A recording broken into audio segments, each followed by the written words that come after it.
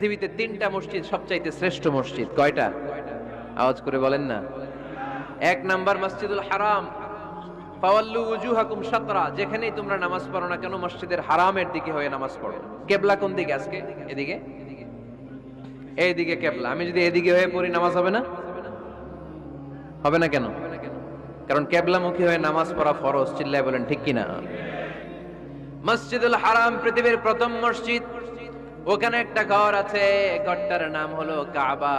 ইন্না আউওয়ালা বাইতিন উদিআ লিন-নাসি লাল্লাযী বিবাক্কাতা মুবারাকা।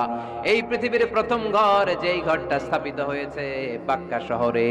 বাক্কা মক্কার আগের নাম, এখন শহরের নাম মক্কা। আগে নাম ছিল কি? সবাই বলেন কি নাম ছিল? বাক্কা। এটা পৃথিবীর আদি ঘর।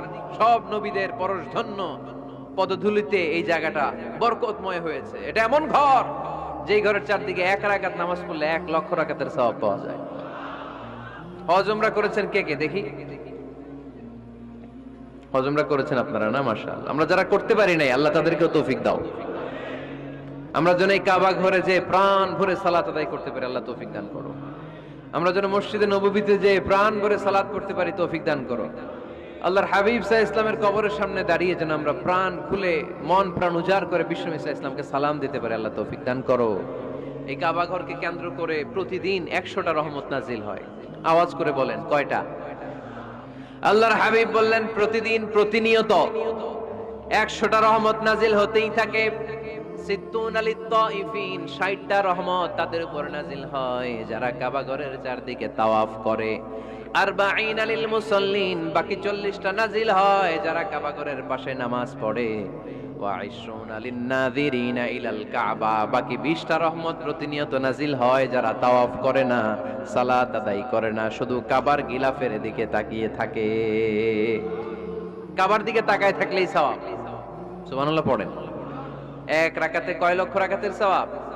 এজন্য আল্লাহর হাবিব সাল্লাল্লাহু আলাইহি ওয়াসাল্লাম বলেছেন, লা তুশাদ্দুর রিহাল ইল্লা ইলা সালাসাতি মাসাজিদা।